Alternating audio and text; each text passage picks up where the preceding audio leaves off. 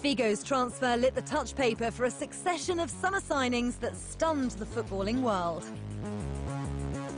Zinedine Zidane arrived from Juventus in 2001 for £46 million. Ronaldo joined from Inter Milan in 2002 for £30 million.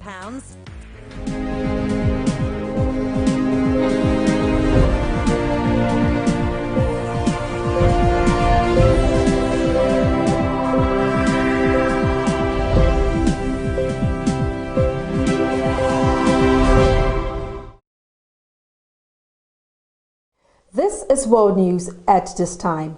You can follow this broadcast by live streaming on our social media platforms on Facebook and YouTube at Television Nigerian. I am Susan Achin.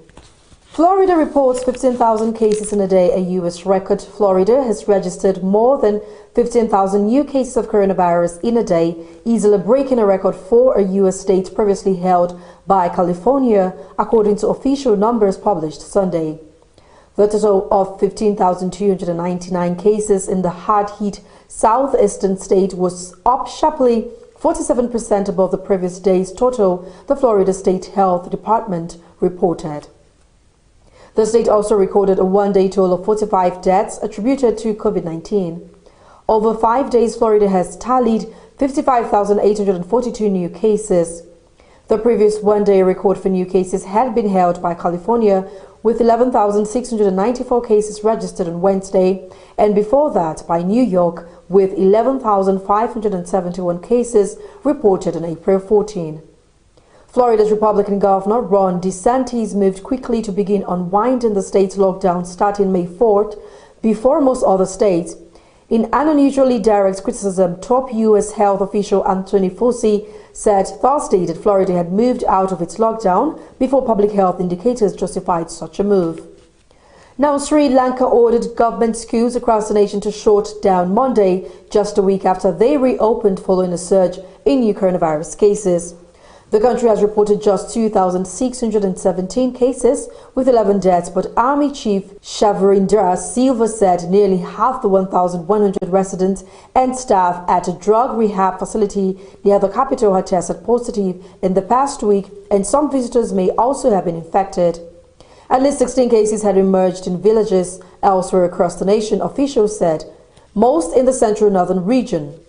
Based on the direction of health authorities, it has decided to close schools this week. The Education Ministry said in a statement, adding that private colleges were also encouraged to shut their doors. Sri Lanka's ruling party on Sunday called up its rallies ahead of the upcoming poll and postponed the reopening of the international airport, which was planned for early August. Also, a repatriation program that has brought home some 12,000 Sri Lankans from overseas has also been suspended. And now Hungary's government said Sunday it was barring travel from Africa, most of Asia, apart from China and Japan, and restricting entry from several European countries after worldwide spikes in coronavirus cases. Prime Minister Viktor Orban's chief of staff, Jagli Gulye, said that Hungarian health officials have placed 154 countries into 3 risk categories based on numbers of coronavirus infections. We need to protect security so that the virus is not introduced from abroad. The level of active infection cases at home is falling, and we want to keep it like that, he told reporters in Budapest. Entry into Hungary would be bad for citizens from countries assessed as red from Tuesday midnight, including all African and Asian countries apart from China and Japan. Hungarian citizens returning from red countries must pass a virus test and undergo a mandatory 14-day quarantine, said Gulyas. Hungary's population of almost 10 million has been lightly affected by the pandemic in comparison with other parts of Europe, reporting just over 4,200 coronavirus infections and around 595 deaths so far. Earlier this month, Orban said Hungary would not follow an EU recommendation to lift coronavirus travel restrictions for more countries outside the bloc, citing a risk to health. And on a sad note, Zinzi Mandela, the youngest daughter of South Africa's first black president Nelson Mandela, has died, aged 59, local media reported Monday. She was ambassador to Denmark at the time of her death. The 59-year-old daughter of former President Nelson Mandela and struggle stalwart Winnie Mrs. Akila Mandela passed away at a Johannesburg hospital in the early hours of this morning, said public broadcaster SABC. The cause of her death was not immediately revealed. And moving on to Nigeria, doctors in Lagos State under the aegis of the Medical Guild are set to begin a 3-day warning strike from Monday. The chairman of the Guild, Dr. Oluwajimi Sodipo, announced this on Sunday while addressing a press conference in Lagos State. According to him, the medical practitioners took the decision to embark on industrial action over issues they see affect user safety and welfare. Sodipo explained that the decision formed part of the resolutions reached during the meeting of the leadership of the association convened to review the challenges of medical doctors in the state.